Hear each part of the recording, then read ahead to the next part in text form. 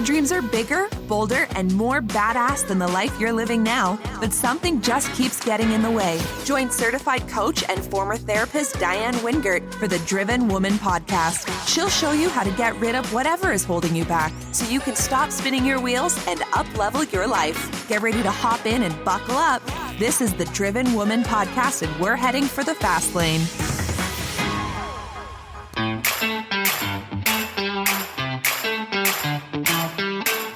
Well, hello and welcome back to My Driven Women.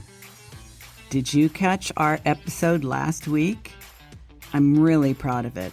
Very first guest expert interview with Dr. Ishan Chu on one of my favorite topics, sleep. If you haven't listened yet, you seriously owe it to yourself to head on over to last week's episode and have a listen. It's longer than my solos, and that's going to be the case for the future. My aim is to give you solo episodes that are around 15 minutes in length, kind of get in, deliver the goods, and get out of your ear holes as quickly as possible. But for the guest experts, I would be seriously cheating you if I didn't let them go on just a little longer.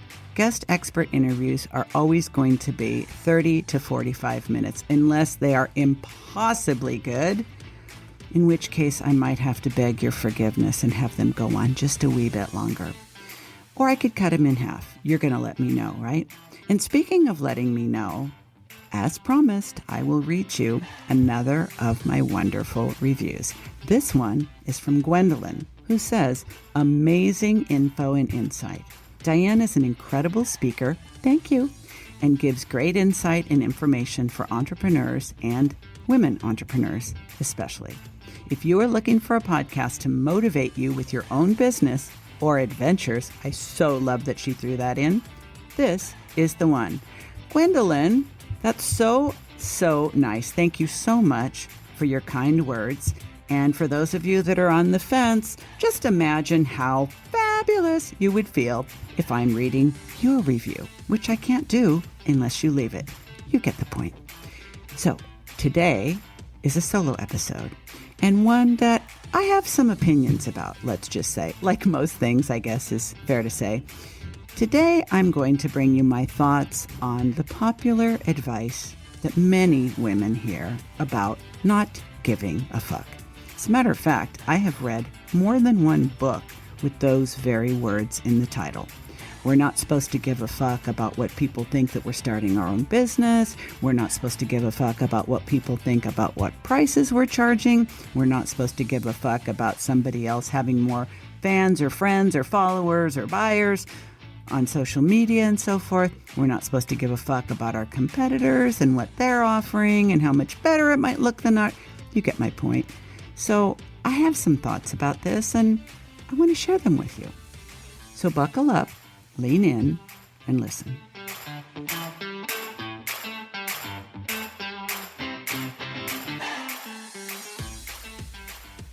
Hey, I am as big a fan of personal growth and self-help as anyone.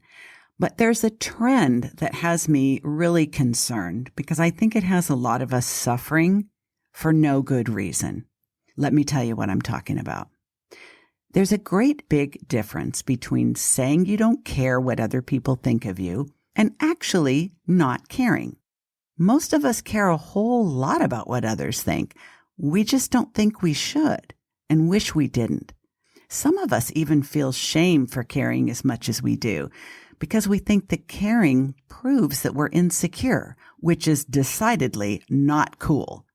Especially when we're paying attention to those who claim to have zero fucks to give about other people's opinions of them. I've read more than one book with those very words in the title, and I bet some of you have too. But the problem is that everybody's insecure about something, and many of us are insecure about many things, even those people you would never suspect of being insecure at all. It's just that nobody wants to admit it. I am admitting it. When nobody admits it, we all go around being secretly insecure and believing that we're the only one and that it means there's something wrong with us.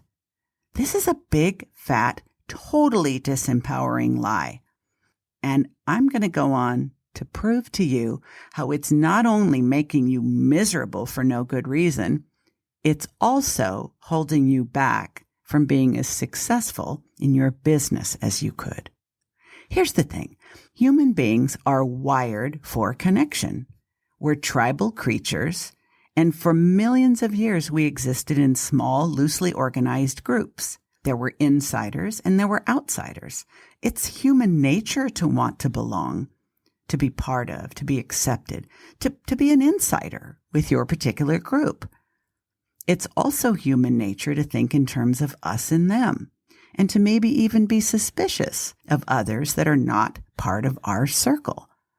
This is why people who choose to separate themselves from their social group are referred to as outsiders. Now, they haven't been rejected by the group. They have chosen to reject it. And that's typically considered abnormal behavior by sociologists. You know, those really smart people who study group behavior among humans.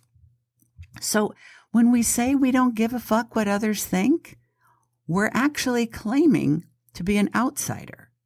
Now, most of the time, that's not even what we really mean, and it's also not very true. Even though we've descended from the early humans who lived in tribes, we modern humans like to think of ourselves as completely independent and self-sufficient. Well, at least here in Western culture. We pretend we don't need anyone, we can handle everything all by ourselves. And we claim that other people's opinions of us just doesn't matter. In fact, some of us say it has no effect on us one way or the other.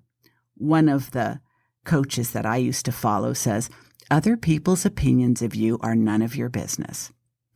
It sounds good, and it implies that we should be able to think that too. I just don't know too many people who actually have. See, to admit that we actually want to be accepted, maybe even admired and respected, or loved, is to acknowledge our fragility and how little control we have over our basic neediness and dependency on others' approval. We just don't want to think of ourselves that way. Kind of getting goosebumps all over just talking about it. We think we should be strong, not needy. Vulnerability scares the shit out of us because it exposes our true nature. You know, the one that gives a fuck. It exposes it to ourselves and to each other. Just rips that mask right off. Not the COVID mask, the mask where, well, never mind, you know what I'm talking about. It has us fooled into thinking we don't need anyone, we don't care what anyone thinks, but we do care. In fact, we must care. But it's healthier if we care in a more conscious, intentional, and mindful way. Caring what others think about us in an unconscious way means caring out of fear, the fear of rejection from the tribe. And what this actually breaks down is a fear of death. It's like this. Back in the day when we were living in caves, we needed to stick together for safety. There were dangerous animals like woolly mammoths and saber-toothed tigers that were roaming about who were more than happy to eat us. We needed other humans because one of us could look out for those animals while the rest slept. We needed each other for protection. And two heads are better than one, so it's true that groups of humans survived better. They also learned how to cooperate and collaborate better. Since two heads are better than one, it's unlikely that a single human would have been able to develop the tools and weapons that allowed us to continue on and reach the top of the food chain and pretty well remain there for quite some time. Caring about what others think out of fear leads to people-pleasing and codependency, not healthy relationships, and not positive self-esteem. The ideal is actually not to not give a fuck.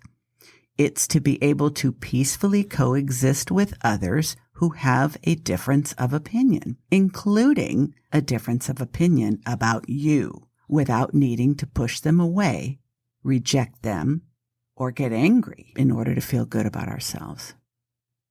I've met a number of people who wanted to convince me, well, actually, it was probably more they were trying to convince themselves. But anyway, they wanted to convince me that they didn't care about the opinions of others. And one of the slogans that you hear quite a bit is, I have zero fucks to give.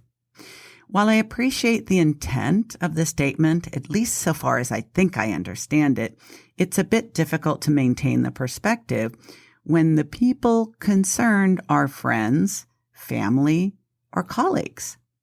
You see, the closer our connection, the more interrelated we are, and the harder it is to detach ourselves completely from the emotions that come with others' opinions.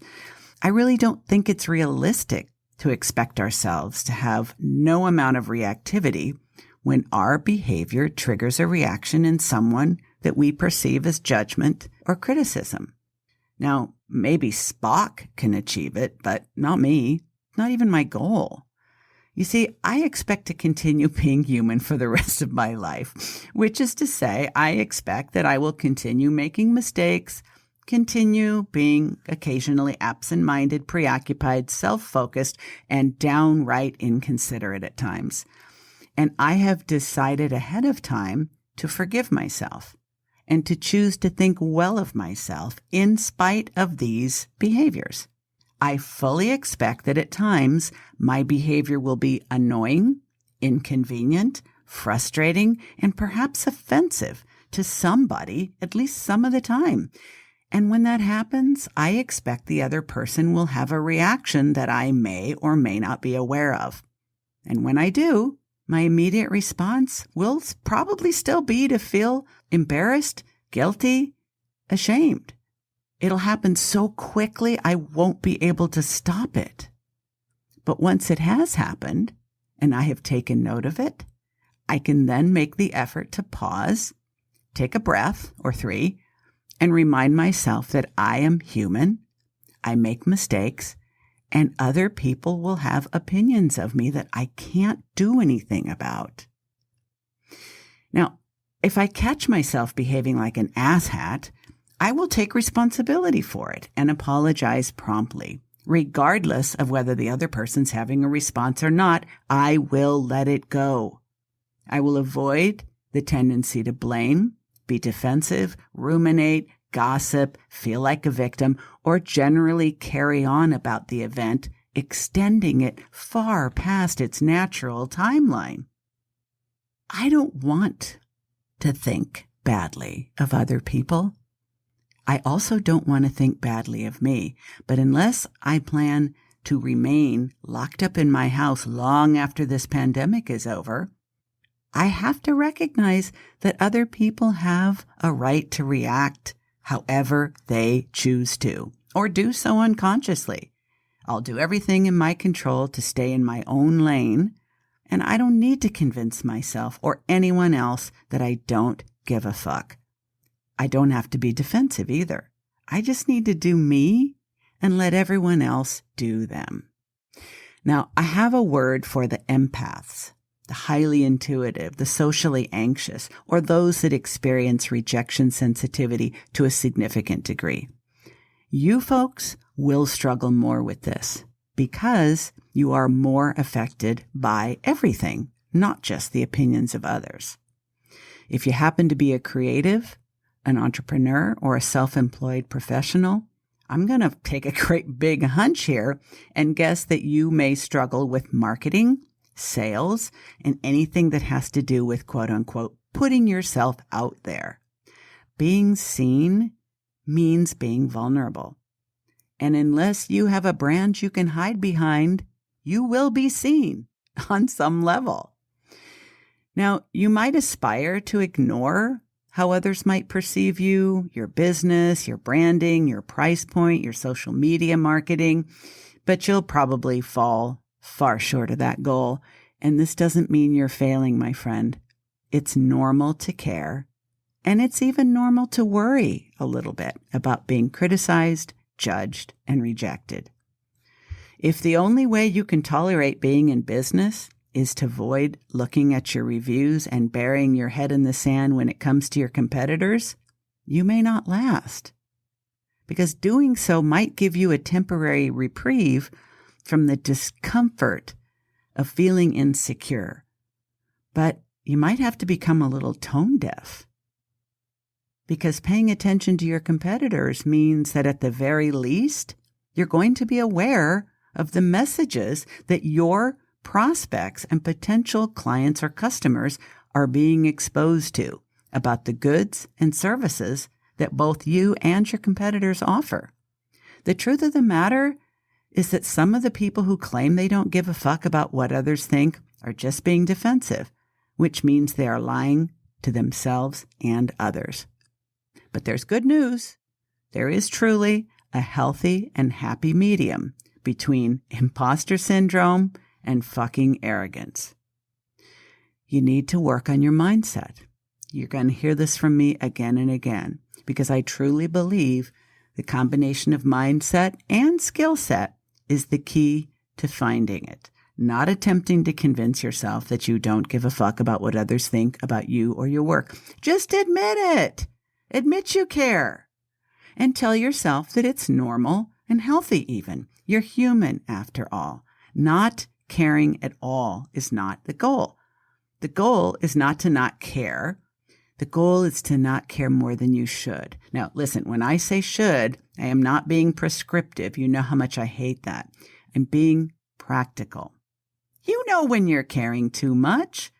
You know the signs. They're pretty damn clear. If you find yourself feeling anxious, fearful, guilty, ashamed, insecure, triggered, threatened, when you think about putting your work out into the world, or when you're paying too much attention to one of your competitors, or you read a negative review, just don't obsess and don't avoid either. You already know it's not healthy. You don't need me to tell you that. So what do you do instead? Can you tell yourself that the fact that your competitor has a social media following that is 10 times bigger than yours has more to do with the size of the market and not your obvious inferiority? Because if the market is big enough for her to have a following that's 10 times bigger than yours, just imagine how much room there is for you to grow. Can you convince yourself that you can be just as easily inspired by her success than intimidated by it? You know, both thoughts are available to you. So why not choose the one that doesn't make you feel like hiding or giving up? Now, you might not agree with me about this, or frankly anything, but I believe insecurity is a habit, just like I believe confidence is a habit. Rather than trying to convince yourself that you don't care, just admit you're human, so of course you do care. Then decide you would rather develop confidence than insecurity, envy, competitiveness, and scarcity. You could start by plugging this thought into your mind and playing it. I am enough. Say it out loud. Go ahead. Repeat after me. Unless, of course, you're in a public place, which I can't imagine why you would be in this pandemic. But just in case you are, you don't want to have yourself escorted out by security. Just whisper it. I am enough. It may not seem to be connected to not giving a fuck, but I promise you, it is those 3 little words, just 9 letters, that carry so much weight, almost as much as I love you or you were right, other famous 3-word combos. I am pretty sure, without really knowing you, that you are enough has done more for our collective self-worth than just about any other phrase you can think of. Because it is our fundamental questioning of whether we actually are enough that's behind the whole charade of saying we don't care what anyone thinks. There's only one way out of this trap. Cultivate self-respect and believe in yourself. The more you focus on becoming someone that you are proud of, the more it puts other people's opinions, not out of mind, in the no fuck zone, into perspective. I hope you really do decide to work on this, because caring too much about what other people think, feel, say, do will definitely be like trying to drive a race car with the brakes on, or going for a run, even a marathon, with a rock in your shoe. You will probably get where you're going. It's just going to be a lot more painful than it needs to be. Now, I would love to hear about the progress you're making on this, so head on over to my website and leave a message on the SpeakPipe. There's a link in the show notes. And if you leave me a message, I'm going to play it on a future episode. So that's it for now, ladies. And remember, nobody's opinion of you is more important than your own. I'll see you next week. Hey, I hope you're enjoying listening to the Driven Woman podcast and looking forward to each new episode every Tuesday. Are you ready to take our relationship to the next level? Visit my website at dianewingertcoaching.com. I have a weekly blog. There's a quiz you can take to find out what your ADHD signature strength is, and some other freebies like the 6 Steps to ADHD Mastery or the Driven Woman Roadmap Fast Track to Success. And if you're ready to get serious about going from spinning to winning and taking yourself from driven but distracted to focused, fired up, and flame retardant, you should definitely sign up for a free consultation. We'll spend 30 minutes talking about where you are, where you want to be, and whatever's getting in the way. I won't try to sell you if you're not right for coaching, and I'm not the right one for you. But if you are, this might be the best way to make 2021 your best year ever. Want to hear from someone who's actually worked with me? Have a listen to my client, Rachel. I didn't have you helping me along the way to understand a lot of this stuff, the meds would have been a waste for me, a complete and total waste. I would have had a little bit more energy maybe, but still the habits, whatever. There's no magic pill. It's always going to be something I'm going to have to work on. And I am understanding that and being okay with that and just kind of working through that and thinking and being intentional and stopping myself and doing all of the things for the first time in my life. I'm going to tell you right now, the meds have allowed me to slow stuff down enough that I've never been this effective at anything cognitive ever in my life. But I've also never had it explained to me by somebody who understands what's going on in my head either. You've been listening to the Driven Woman podcast with Diane Wingert. Want more straight talk and strategy each week that will take you from spinning to winning? Don't forget to hit subscribe in your podcast player so you won't miss a single episode. Then head on over to the Driven Woman free and private Facebook group community. See you there.